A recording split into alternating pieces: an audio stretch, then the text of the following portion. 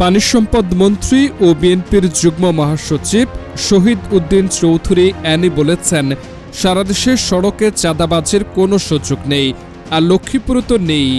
শুক্রবার দুপুরে লক্ষ্মীপুর সার্কিট হাউসে সাংবাদিকদের প্রশ্নের জবাবে তিনি এই কথা বলেন। শুক্রবার সকালে সার্কিট হাউসে জেলা প্রশাসন ও পানি উন্নয়ন বোর্ডের কর্মকর্তাদের সঙ্গে মতবিনিময় সভা করেন শহীদ উদ্দিন চৌধুরী। এর আগে তাকে গার্ড অব অনার দেওয়া হয়। শহীদ উদ্দিন চৌধুরী বলেন, দেশব্যাপী খাল খনন করা হবে। 180 দিনের কর্মসূচির মধ্যে সর্বোচ্চ সেটা করা হবে। খুব শিগগির খাল খনন কর্মসূচি শুরু হবে, সেটার মধ্যে লক্ষ্মীপুরও অন্তর্ভুক্ত থাকবে। লক্ষ্মীপুরের জলাবদ্ধতা দূরীকরণের জন্য ইতিমধ্যে বৃহত্তর নোয়াখালীর মধ্যে একটি নতুন প্রকল্প ভুলুয়া নদী খনন এবং রহমতখালী খাল পুনঃখনন।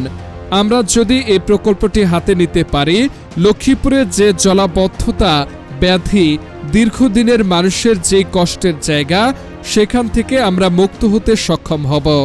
পরিকল্পনা অনুযায়ী প্রকল্প গ্রহণ করার ইচ্ছা আছে, আমরা সেদিকেই নজর দিচ্ছি।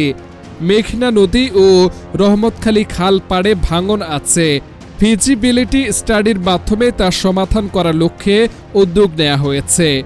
পানি সম্পদ মন্ত্রী বলেন, প্রধানমন্ত্রী তারেক রহমান ইতিমধ্যে মন্ত্রিপরিষদের সভা করেছেন। আইন শৃঙ্খলা যেন সুন্দরভাবে থাকে সেদিকে বিশেষ নজর দিয়েছেন। রমজান মাসে যেন দ্রব্যমূল্য নিয়ন্ত্রণে থাকে, পাশাপাশি এলাকার উন্নয়ন আমরা কিভাবে অব্যাহত রাখব সেটা যে কোনো ডিপার্টমেন্টে দায়িত্বশীলতার সঙ্গে কাজ করতে হবে।